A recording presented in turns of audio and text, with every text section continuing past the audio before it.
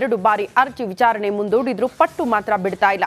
ಇದನ್ನೆಲ್ಲ ಕಂಡು ಪವಿತ್ರ ಗೌಡ ಸೈಲೆಂಟ್ ಆಗಿದ್ದಾಳೆ. ಈ ಕುರಿತ ಒಂದು ವರದಿ ಇಲ್ಲಿದೆ ನೋಡಿ.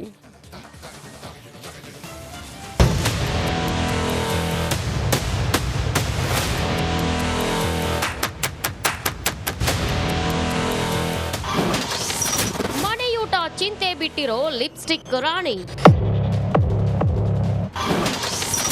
ಸಹವಾಸವೇ ಬೇಡವೆಂದು ತೆಪ್ಪಗಾಗಿರೋ ಪವಿತ್ರ,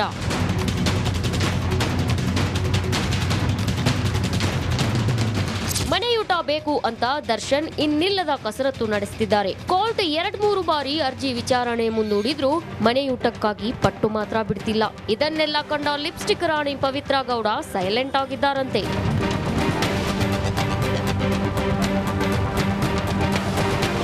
ದರ್ಶನ್ಗೂ ಮೊದಲೇ ಪವಿತ್ರ ಗೌಡ ಮನೆಯೂಟಕ್ಕಾಗಿ ವಕೀಲರ ಮುಂದೆ ಹೇಳಿಕೊಂಡಿದ್ಲಂತೆ. ನನಗೂ ಮನೆಯೂಟ ಬೇಕು, ಅರ್ಜಿ ಸಲ್ಲಿಸಿ ಅಂತ ವಕೀಲರಿಗೆ ಹೇಳಿದ್ಲಂತೆ. ಆದ್ರೆ ಕೋರ್ಟ್ನಲ್ಲಿ ದರ್ಶನ್ಗೆ ಹಿನ್ನಡೆ ಆಗ್ತಿರೋದನ್ನ ಕಂಡು ತೆಪ್ಪಗಾಗಿದ್ದಾಳಂತೆ.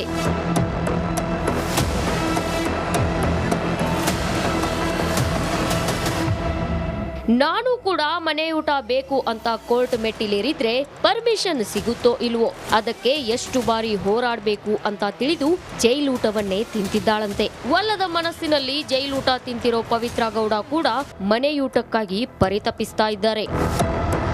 Bureau report, Republic Kannada. 1.5 ತಿಂಗಳಿನಿಂದ ಪರಪ್ಪನ ಅಗ್ರಹಾರದಲ್ಲಿ ಲಾಕ್ ಆಗಿರೋ ದರ್ಶನ್ ಅಂಡ್ ಗ್ಯಾಂಗ್ಗೆ ನ್ಯಾಯಾಂಗ ಬಂಧನ ಅವಧಿ ಮುಕ್ತಾಯಗೊಂಡಿದೆ. ಇಂದು 17 ಆರೋಪಿಗಳನ್ನು ಪೊಲೀಸರು ನ್ಯಾಯಾಧೀಶರ ಮುಂದೆ ಹಾಜರುಪಡಿಸಲಿದ್ದಾರೆ. ಈ ಕುರಿತ ಒಂದು ರಿಪೋರ್ಟ್ ಇಲ್ಲಿದೆ.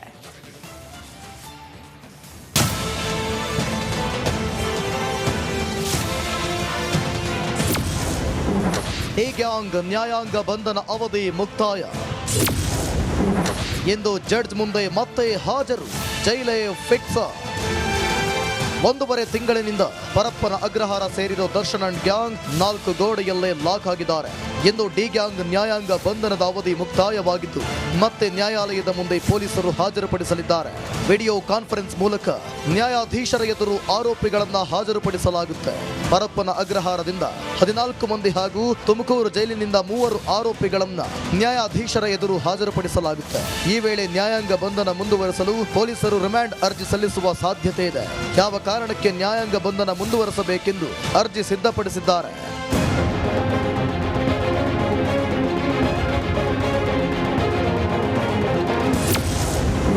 ಕೊಲೆ ಅಪರಾಧ ಎಂದು ಗೊತ್ತಿದ್ದು ಕೃತ್ಯ ಎಸಗಿದ್ದಾರೆ. ಕೊಲೆ ಬಳಿಕ ಉದ್ದೇಶಪೂರ್ವಕವಾಗಿ ಸಾಕ್ಷ್ಯ ನಾಶ ಮಾಡಿದ್ದಾರೆ. ಆರೋಪಿಗಳು ಸಾಕ್ಷ್ಯ ನಾಶ ಮಾಡಿರುವುದಕ್ಕೆ ಎಫ್ಎಸ್ಎಲ್ ವರದಿ ಪುರಾವೆಗಳಿವೆ. ಆರೋಪಿಗಳಿಗೆ ಜಾಮೀನು ಸಿಕ್ಕರೆ ಸಾಕ್ಷ್ಯ ಮೇಲೆ ಪ್ರಭಾವ ಬೀರುವ ಸಾಧ್ಯತೆ ಇದೆ. ಜಾಮೀನು ಸಿಕ್ಕರೆ ಪಾರಾಗಲು ಮತ್ತೆ ಯೋಜನೆ ರೂಪಿಸಬಹುದು. ಏಟು ಆರೋಪಿಗೆ ಹೆಚ್ಚು ಅಭಿಮಾನಿಗಳ ಬಳಗವಿದ್ದು ಸಾಕ್ಷಿಗಳ ಮೇಲೆ ಪ್ರಭಾವ ಬೀರುವ ಸಾಧ್ಯತೆ ಇದೆ. ಆರೋಪಿಗಳು ಹೊರಗೆ ಬಂದ್ರೆ ವಿದೇಶಕ್ಕೆ ಹೋಗುವ ಸಾಧ್ಯತೆ ಇದೆ. ಜಾಮೀನು ಸಿಕ್ಕರೆ ತನಿಖೆಯ ಮೇಲೆ ಪ್ರಭಾವ ಆಗಬಹುದು. ಹೀಗೆ 10ಕ್ಕೂ ಹೆಚ್ಚು ಅಂಶಗಳನ್ನು ಉಲ್ಲೇಖಿಸಿ ರಿಮಾಂಡ್ ಅರ್ಜಿ ಸಲ್ಲಿಸುವ ಸಾಧ್ಯತೆ ಇದೆ. ಈ ರೀತಿಯ ಕಾರಣಗಳನ್ನು ನೀಡಿ ರಿಮಾಂಡ್ ಅರ್ಜಿ ಸಲ್ಲಿಸಿದ್ರೆ ದರ್ಶನ್ ಅಂಡ್ ಗ್ಯಾಂಗ್ಗೆ ಮತ್ತೆ ಜೈಲೂಟವೇ ಫಿಕ್ಸ್ ಎನ್ನಲಾಗ್ತಿದೆ. Bureau report, Republic Kannada. Central jail ಸೇರಿರೋ ದರ್ಶನ್ ಅವರ ಎಲ್ಲಾ ಚಟುವಟಿಕೆಗಳಿಗೆ ಬ್ರೇಕ್ ಬಿದ್ದಿದೆ. ಹೀಗಾಗಿ ಪುಸ್ತಕ ಮೊರೆ ಹೋಗಿರೋ ದಾಸನಿಗೆ ಸಿದ್ಧಾರೂಢ ಮಠದಿಂದ ಪುಸ್ತಕ ಗಿಫ್ಟ್ ಆಗಿ ಸಿಕ್ಕಿದೆಯಂತೆ. ಈ ಕುರಿತ ಸ್ಪೆಷಲ್ ರಿಪೋರ್ಟ್ ಇಲ್ಲಿದೆ.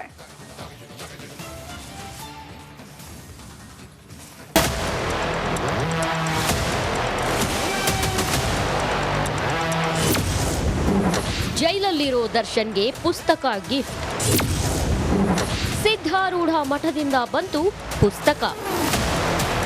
ಸೆಂಟ್ರಲ್ ಜೈಲಿನಲ್ಲಿ ಮೂಲೆ ಸೇರಿರೋ ದರ್ಶನ್ಗೆ ಹೊರ ಜಗತ್ತಿನ ಸಂಪರ್ಕವೇ ಕಂಪ್ಲೀಟ್ ಬಂದಾಗಿದೆ. ಯಾರೂ ಸಿಗದೆ ಮಾತು ಆಡದೆ ಸೈಲೆಂಟ್ ಆಗಿರೋ ದರ್ಶನ್ ಪುಸ್ತಕಗಳ ಮೊರೆ ಹೋಗಿದ್ದಾರೆ ಎನ್ನಲಾಗಿದೆ. ಹೀಗೆ ಪುಸ್ತಕ ಓದುವ ಹವ್ಯಾಸ ಮಾಡಿಕೊಂಡಿರೋ ದರ್ಶನ್ಗೆ ಹುಬ್ಬಳ್ಳಿಯ ಮಠವೊಂದರಿಂದ ಪುಸ್ತಕವೊಂದು ಗಿಫ್ಟ್ ಬಂದಿದೆ. ದರ್ಶನ್ಗೆ ಹುಬ್ಬಳ್ಳಿಯ ಸಿದ್ಧಾರೂಢ ಮಠದಿಂದ ಪುಸ್ತಕ ರವಾನೆಯಾಗಿದೆ. ಪರಪ್ಪನ ಕಾರಾಗೃಹದಲ್ಲಿರೋ ದಾಸನಿಗೆ ಸಿದ್ಧಾರೂಢ ಮಠದ ಧರ್ಮದರ್ಶಿಗಳು ಸದ್ಗುರು ಸಿದ್ಧಾರೂಢರ ಚರಿತ್ರೆ ಪುಸ್ತಕ ಪೋಸ್ಟ್ ಮಾಡಿದ್ದಾರೆ. ಕಾಟೇರನ ಮನ ಪರಿವರ್ತನೆಗಾಗಿ ಪುಸ್ತಕ ಕಳುಹಿಸಿಕೊಟ್ಟಿದ್ದಾರೆ. ಮಠದ ಧರ್ಮದರ್ಶಿಗಳಾದ ಡಾಕ್ಟರ್ ಗೋವಿಂದ ಮಣ್ಣೂರ್ ಅವರು ಪುಸ್ತಕ ಪೋಸ್ಟ್ ಮಾಡಿದ್ದಾರೆ. ಓದಲಿಕ್ಕೆ ಪುಸ್ತಕದ ಕೊರತೆ ಇತ್ತು ಅಲ್ಲಿ ಅಂತ ಪತ್ರಿಕೆಗಳಲ್ಲಿ ನೋಡಿದೆ. ಮಾನಸಿಕವಾಗಿ ಸ್ವಲ್ಪ ಕುಗ್ಗಿದ್ರು, ಯೋಗ ಗೀಗ ಮಾಡ್ತಾಯಿದ್ರು. ಅವ್ರಿಗೆ ಒಂದು ಸ್ವಲ್ಪ ಧೈರ್ಯ ಬರಲಿ, ಹೆಚ್ಚು ಆಧ್ಯಾತ್ಮಿಕವಾಗಿ ಬಲಗೊಳ್ತಾರೆ ಮತ್ತು ಅದರಲ್ಲಿ ಅನೇಕ ವಿಷಯಗಳು ಅಡಗಿರೋದ್ರಿಂದ ಅವ್ರಿಗೆ ಧೈರ್ಯ ಬರ್ತದೆ, ಒಳ್ಳೆಯದಾಗ್ತದೆ, ಮಾನಸಿಕ ನೆಮ್ಮದಿ ಸಿಗ್ತದೆ ಮುಖ್ಯವಾಗಿ ಅನ್ನೋ ದೃಷ್ಟಿಯಿಂದ ಸಿದ್ಧಾರೂಢರಾಜನವರದ ಒಂದು ಪುಸ್ತಕವನ್ನು ನಾವು ಕಳಿಸೀವಿ. 4 ಗೋಡೆಗಳ ಮಧ್ಯೆ ಸಿಲುಕಿ ಒದ್ದಾಡ್ತಿರೋ ದರ್ಶನ್ಗೆ ಧೈರ್ಯ ಹಾಗೂ ನೆಮ್ಮದಿ ಸಿಗ್ಲಿ ಅಂತ ಪುಸ್ತಕ ಕಳಿಸಿರೋದಾಗಿ ಧರ್ಮದರ್ಶಿಗಳು ಹೇಳಿದ್ದಾರೆ. ಸಿದ್ಧಾರೂಢ ಮಠಕ್ಕೆ ಹಲವು ಬಾರಿ ಭೇಟಿ ನೀಡಿದ್ದಾರೆ. ಆ ಪುಸ್ತಕ ಓದೋದ್ರಿಂದ ಸಿದ್ಧಾರೂಢರ ಆಶೀರ್ವಾದ ಅವರ ಮೇಲಿರಲಿದೆ ಎಂದಿದ್ದಾರೆ. ಸಿದ್ಧಾರೂಢದ ಮಠದ ಬಗ್ಗೆ ಅವರು ಆವಾಗ ಬಂದಿದ್ರು, ಒಂದೆರಡು ಶೂಟಿಂಗನ್ನು ಇಲ್ಲಿ ಮಾಡಿದ್ದಾರೆ. ಅವರು ಸಿದ್ಧಾರೂಢರ ಪರಮ ಭಕ್ತರು. ಆದ್ದರಿಂದ ನಾವು ಆ ಪುಸ್ತಕವನ್ನು ಕಳಿಸಿದ್ದೀವಿ. ಅವ್ರ ಮನ ಪರಿವರ್ತನೆಯೂ ಆಗ್ತದೆ, ಅದರಿಂದ ಮನಸ್ಸಿಗೆ ಶಾಂತಿನೂ ಸಿಗ್ತದೆ ಮತ್ತು ಅವ್ರಿಗೂ ಒಳ್ಳೆಯದಾಗ್ತದೆ ಅನ್ನೋ ದೃಷ್ಟಿಯಿಂದ ಅದನ್ನು ಕಳಿಸೀವಿ. ಅದು ಸಿದ್ಧಾರೂಢರದ ಒಂದು ಆಶೀರ್ವಾದ ಇದ್ದಂಗೆ. ಜೈಲಲ್ಲಿರೋ ದರ್ಶನ್ಗೆ ಸಿದ್ಧಾರೂಢರ ಚರಿತ್ರೆಯ ಪುಸ್ತಕ ಕಳಿಸಲಾಗಿದೆ. ಆದ್ರೆ ಆ ಪುಸ್ತಕ ಓದುವ ಭಾಗ್ಯ ದಾಸನಿಗೆ ಸಿಗತ್ತೋ ಇಲ್ವೋ ಗೊತ್ತಿಲ್ಲ. ಆದ್ರೆ ಈ ಪುಸ್ತಕದಿಂದಾದ್ರೂ ಅವರ ಮನ ಪರಿವರ್ತನೆಯಾಗುತ್ತಾ ನೋಡ್ಬೇಕು. Bureau report, Republic Kannada. ರಾಜ್ಯದಲ್ಲಿ ಡೆಂಗಿ ಡೇಂಜರ್ ಹಂತ ತಲುಪಿಬಿಟ್ಟಿದೆ. ರಾಜಧಾನಿಯಲ್ಲಿ ಡೆಂಗಿ ಪ್ರಕರಣಗಳಲ್ಲಿ ತಾರಕಕ್ಕೇರ್ತಾ ಇದೆ. ಹೀಗಾಗಿ ವೈರಸ್ಗಳ ಕಡಿವಾಣಕ್ಕೆ ಆರೋಗ್ಯ ಇಲಾಖೆ ಮಲೇರಿಯಾ ಮಾಡೆಲ್ ಅಸ್ತ್ರ ಪ್ರಯೋಗ ಮಾಡೋದಕ್ಕೆ ಮುಂದಾಗಿದೆ. ಹಾಗಾದ್ರೆ ಏನಿದು ಮಲೇರಿಯಾ ಮಾಡೆಲ್ ಅಂತೀರಾ? ಈ ಸ್ಟೋರಿ ನೋಡಿ.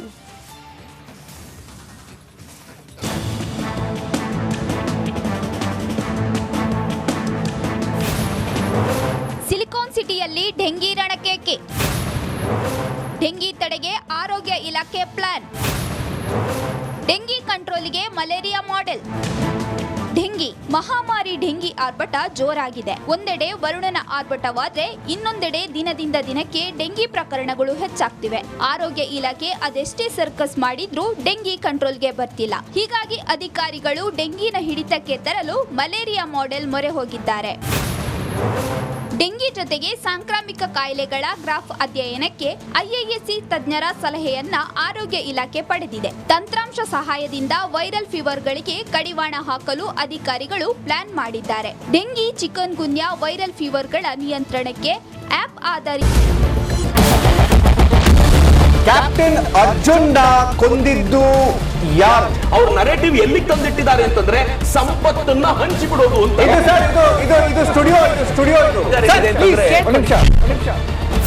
ಟಿಪ್ಪು ಜಯಂತಿ ಮಾಡಕ್ಕೆ ಅವ್ರಿಗೆ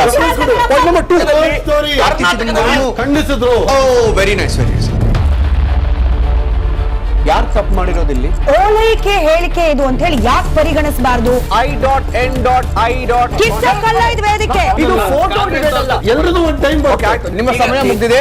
ಅವ್ರು ಹೇಳೋಕ್ಕಿಂತ ಮುಂಚೆನೆ ಹೇಗೆ ಪ್ರತಾಪ್ ಸಿಂಹ ಪಾಸ್ ಕೊಟ್ಟಿದಂತ ಆಗ್ಲಿ ಡಿಕ್ಲೇರ್ ಆಗೋಗಿತ್ತು ಅಂತ ನನಗೊಂದು ಡೌಟ್ ಬಂತು. ಸಾಕು ನಿಲ್ಸಿ. ಕೆಟ್ಟ ಪದ ಬಳಕೆ ಕಾಂಪಿಟೇಷನ್ ಇಟ್ಟಿಲ್ಲ ನಾವಿಲ್ಲಿ.